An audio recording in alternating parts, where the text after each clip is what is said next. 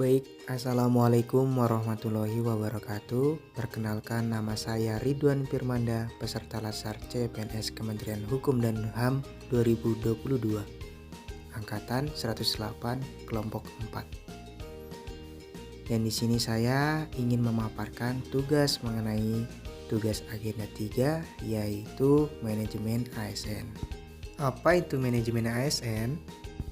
Jadi, manajemen ASN adalah pengolahan ASN untuk menghasilkan ASN yang profesional, memiliki nilai dasar, etika, profesi bebas dari intervensi politik, bersih dari praktik korupsi, kolusi, dan nepotisme.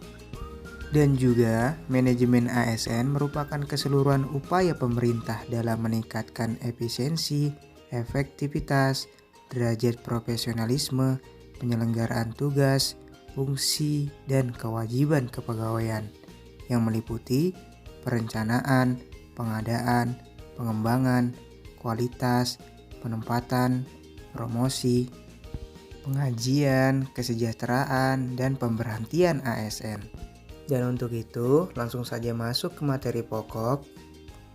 Nah, di dalam materi pokok ini ada 3 tahap, yaitu yang pertama kedudukan, peran, hak dan kewajiban, dan kode etik ASN.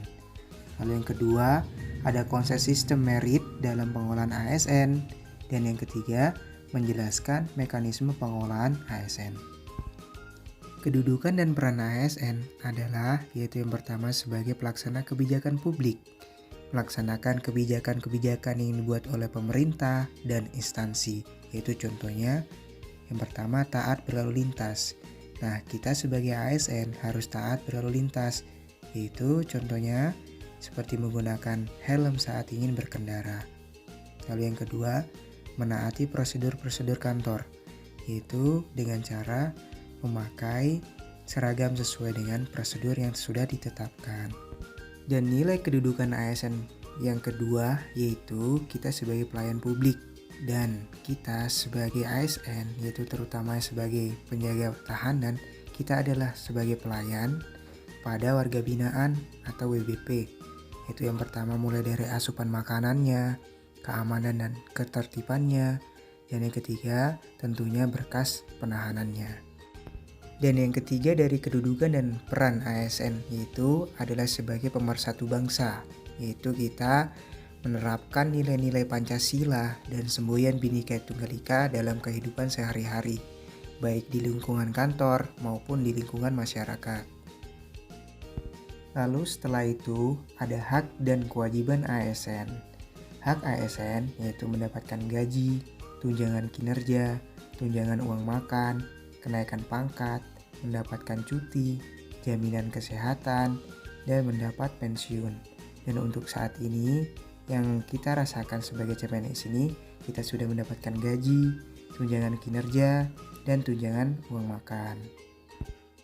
Dan kewajiban ASN adalah, yaitu yang pertama setia dan taat pada Pancasila, Undang-Undang Dasar, dan NKRI, menjaga kesatuan dan persatuan bangsa, melaksanakan kebijakan yang dirumuskan pejabat pemerintah yang berwenang, dan mengisi absensi mandiri dan jurnal harian, dan juga datang tepat waktu.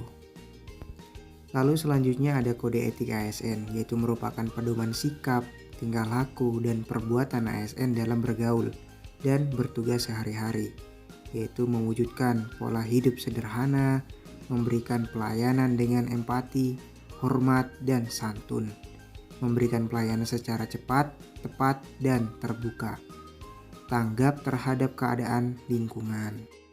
Dan di materi pokok yang kedua ada sistem merit dalam pengolahan ASN. Pengertian sistem merit, Undang-Undang ASN secara jelas mengakomodasi prinsip merit. Pasal 1 tentang ketentuan umum memuat cakupan sistem merit dalam pengolahan ASN. Sistem merit adalah kebijakan dalam manajemen ASN yang berdasarkan pada kualifikasi, kompetensi, dan kinerja secara adil dan wajar, dengan tanpa membedakan latar belakang politik, ras, warna kulit, agama, asal-usul, jenis kelamin, status pernikahan, umur, atau kondisi kecacatan. Dan sistem merit ini sudah saya rasakan waktu saat mendaftar CPNS, yaitu rekrutmen di Kementerian Hukum dan HAM, yaitu berbasis sangat transparan dan kita bebas aktif dalam berpartisipasi. Terlebih lagi menggunakan sistem CAT yang sangat transparan sehingga bisa mampu dipantau langsung oleh keluarga di rumah, ditonton dengan aplikasi YouTube.